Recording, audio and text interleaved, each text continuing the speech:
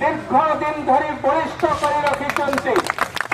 নূଆ ନୂଆ ପିଲାମାନଙ୍କୁ ବାହାରି କରିବା ସଙ୍ଗେ ସଙ୍ଗେ ବିକଶିତ ଓଡ଼ିଶାର ସ୍ୱପ୍ନ ଦେଖାଉଛନ୍ତି। ମୋ ଓଡ଼ିଶା ଆଗେଇବ, ଦେଶରେ ମୋ ରାଜ୍ୟ ସର୍ବଶ୍ରେଷ୍ଠ ହେବ, ଏ କଥାର ସ୍ୱପ୍ନକୁ ଯେଉଁମାନେ ସ୍ୱପ୍ନ ଦେଖାଉଛନ୍ତି ନୂଆ ପିଲାମାନଙ୍କୁ, ସେଭଳି ଓଡ଼ିଶାର ମେରୁଦଣ୍ଡଙ୍କ ପାଖରେ ମୁଁ ନତମସ୍ତକ ପ୍ରଣାମ ଜଣାଉଛି।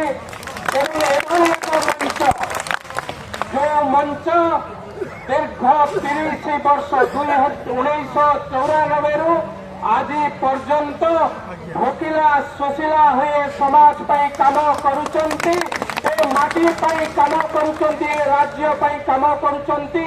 ସମସ୍ତଙ୍କ ପାଖରେ ମୁଁ ନତମସ୍ତକ। ଏଭଳି ସ୍ୱେଚ୍ଛାସେବୀ, ଏଭଳି ଶିକ୍ଷକ ଶିକ୍ଷୟିତ୍ରୀ, ଏଭଳି ଏ ମାଟିର ସନ୍ତାନ ସନ୍ତତି ମାନେ ଏ ମାଟି ପାଇଁ ଆଜି ପର୍ଯ୍ୟନ୍ତ କାମ କରୁଛନ୍ତି, ନୂଆ ପିଲା ତିଆରି କରୁଛନ୍ତି, ନୂଆ ନେତୃତ୍ୱ ତିଆରି କରୁଛନ୍ତି, ବିକଶିତ ଓଡ଼ିଶାର ସ୍ୱପ୍ନ ଦେଖାଉଛନ୍ତି। ଆଜି ପର୍ଯ୍ୟନ୍ତ ଆପଣଙ୍କର କଥାକୁ ସରକାର କୌଣସି ସରକାର ସ୍ୱୀକୃତି ଦେଇନାହାନ୍ତି। ଏ କଥା କହିଲା ବେଳକୁ ମୋତେ ମଧ୍ୟ ଲାଜ ଲାଗୁଛି। ଏଭଳି ଯୋଗ୍ୟ ବ୍ୟକ୍ତିତ୍ୱ, ଏଭଳି ଯୋଗ୍ୟ ନେତୃତ୍ୱ